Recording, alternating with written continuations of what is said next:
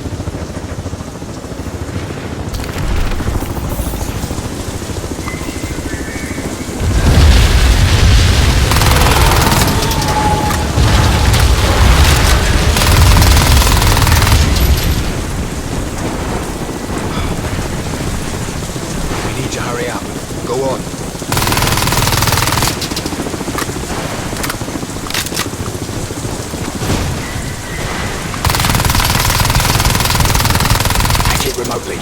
Come on.